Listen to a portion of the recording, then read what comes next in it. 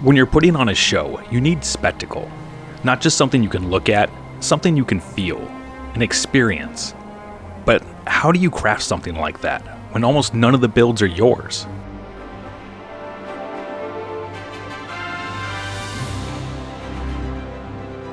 Hi, I'm Klaus, and welcome to Iron and Industry.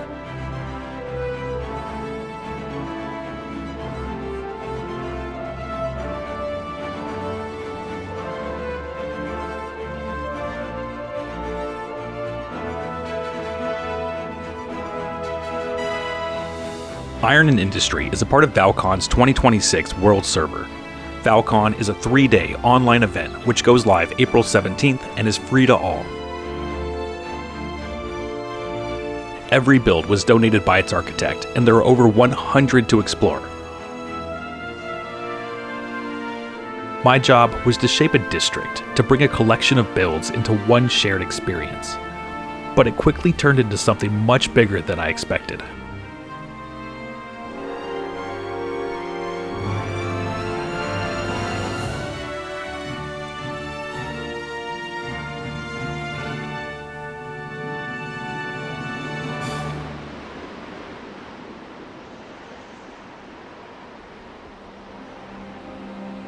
Many great builds begin with a great location. Here in the mountains, I stumbled across the perfect site, a basin just beneath the peak with a cave keeping watch.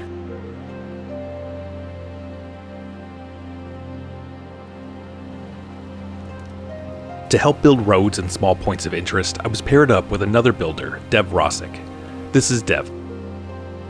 While I was scouting, I asked Dev to build the only thing I could think of, a dam. The dam looked great. It was simple and effective. It just wasn't holding any water. But I had another idea. I set up Dev's dam between two ridges, then used Dev commands and Infinity Hammer to place the ice floors found in mountain dungeons. What was once a snowy basin was now a frozen reservoir.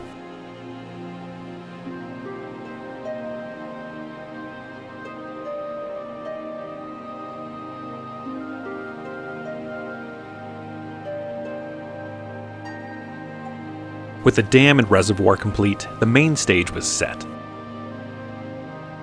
I could start to see how visitors might move through the space. They'd arrive at the cave, take in the view from the ridge, and get their bearings. From there, two paths revealed themselves: cross the dam or continue along the ridge. If I wanted players to cross, the builds had to pull them there. I also knew the portal hub needed to stay close to the zone entrance, so I placed a mistland structure as a temporary hub. Those come with their own terrain, which saves a little work.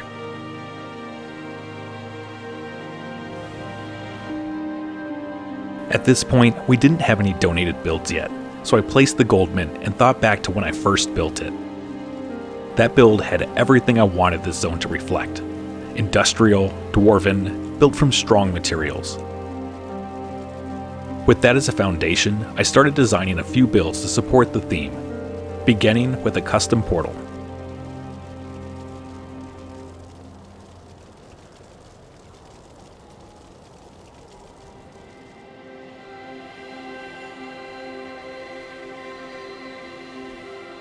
The portal is the literal doorway to Iron and Industry, so it needed to match the gold mint. Marble for the structure, groused in to reinforce it, and add contrast.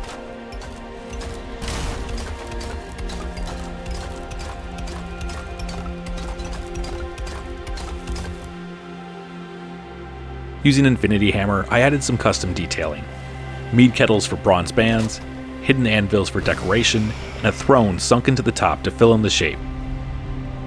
And for the electrodes, lightning-enhanced maces from the Ashlands. It's a little over the top, but I'm really happy with how it turned out. Next, I needed something simple, a build I could repeat across the district to add cohesion and flavor. This is a mountain, and with industry as the theme, I imagined mining operations deep below. They need vents, something to release smoke and gas. And with that idea, the monoliths were born.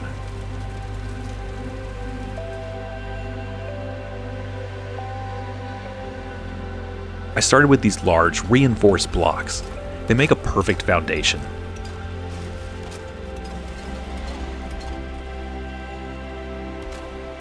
From there, I built upward, using pillars to create depth and define the shape.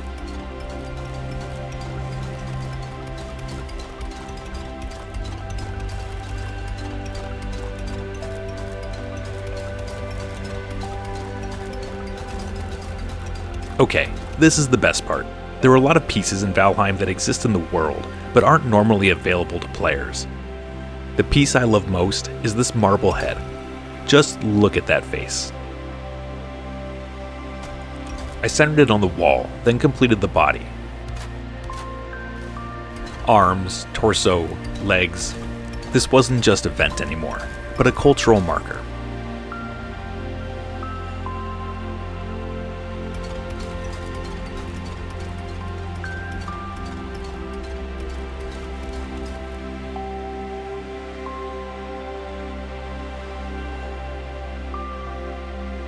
Placed throughout the district, the monoliths start to tie everything together.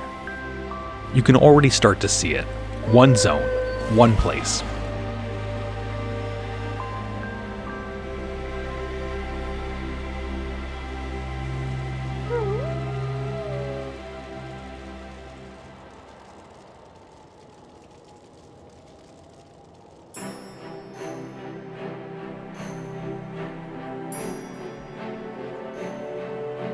Finishing the monoliths had me excited to build more, but also feeling a bit experimental.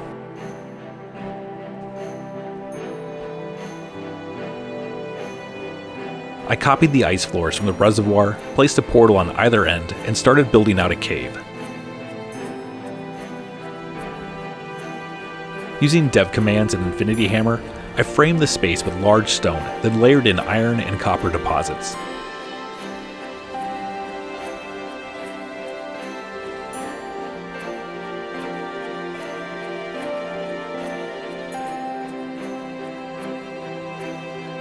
With the final boulder in place, I moved on to detailing, transforming the tunnel from this to this.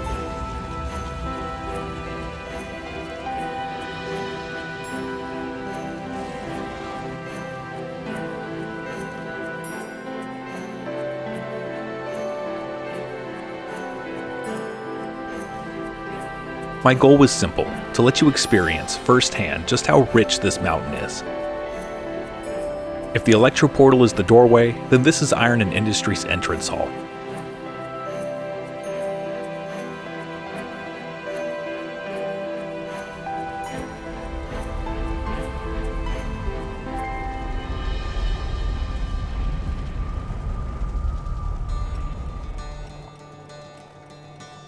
By now, the builds were starting to arrive. My plan was to divide them across 3 paths, one leading up the mountain, one leading down, and one following the river below. Ironically, after focusing so much on the mountain, 2 of the first builds were best suited for the river. The first was an industrious shipyard by OdinTheFurious, and I had the perfect spot in mind.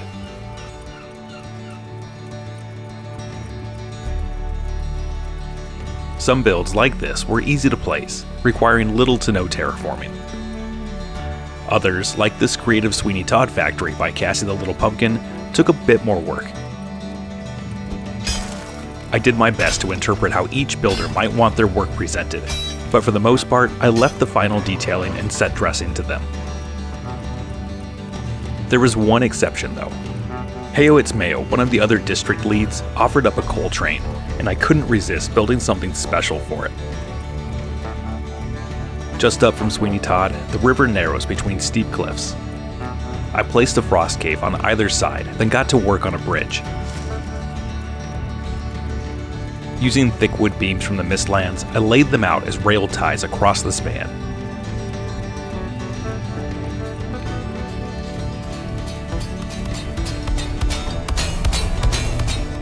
Mayo came by, placed the train, and just like that, the whole scene came together. As I finished working on the bridge, I was feeling pretty dang good about this one. I could see a theme starting to emerge along the river trail. There was a lighter touch here, more wood, more movement.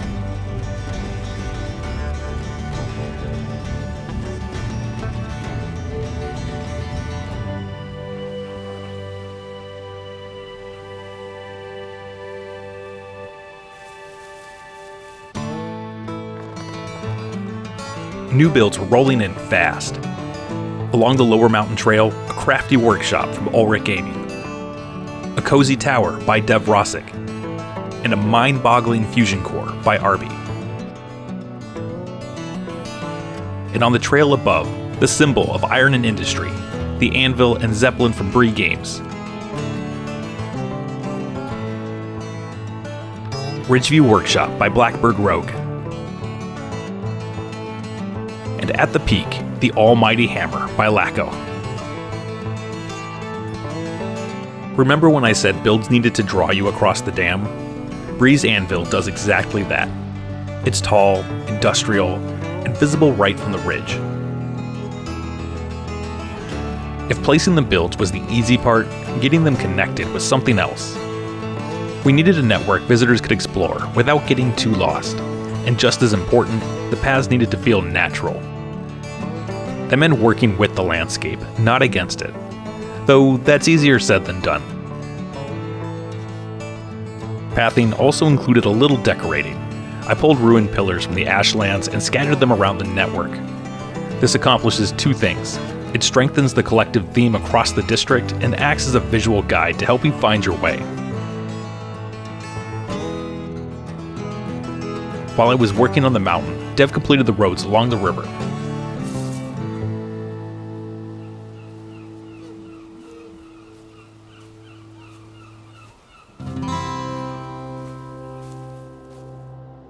The district was starting to come together. The paths were in, the connections were there, and the last of the builds began to fall into place. A Sawmill by TheCompulsiveBuilder. Black Castle Candy Factory by Seannery. Dwarven Delights by Catterfly.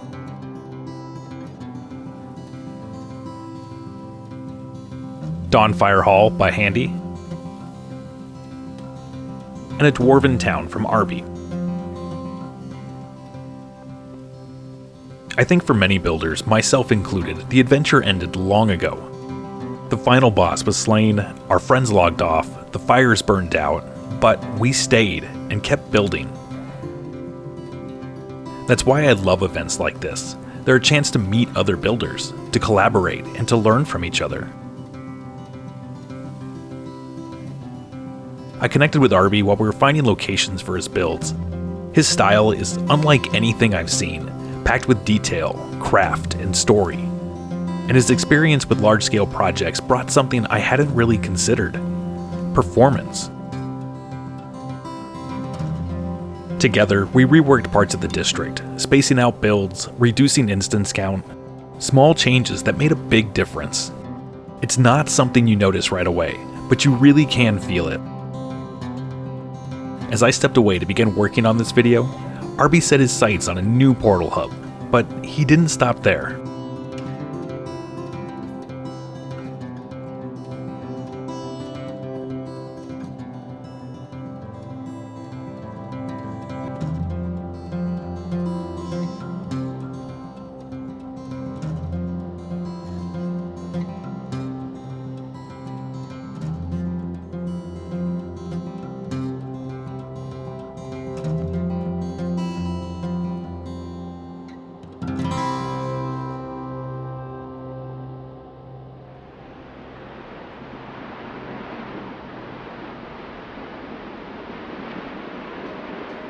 When the snow settled, I returned to find iron and industry transformed.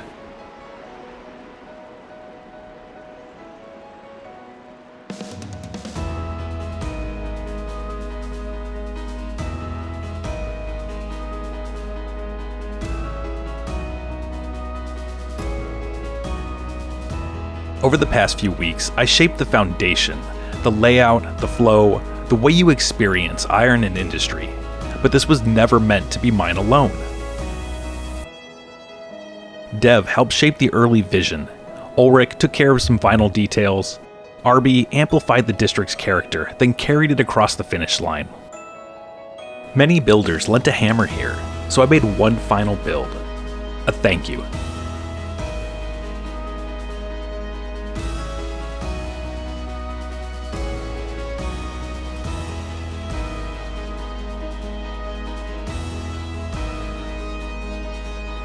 The work was done, hammers down. It was time to start the show.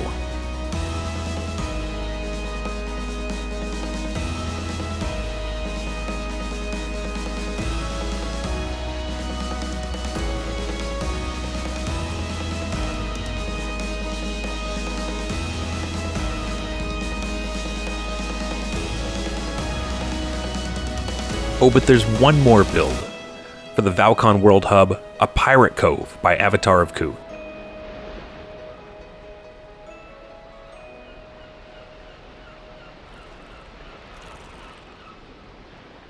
The Val-Con Showcase server is completely free, and Iron and Industry is only one of 6 districts. There's so much more to explore. If you enjoyed this video and want to support the channel, check out my Patreon. Special thanks to these amazing folks. Thanks for stopping by. I'll see you at Val-Con.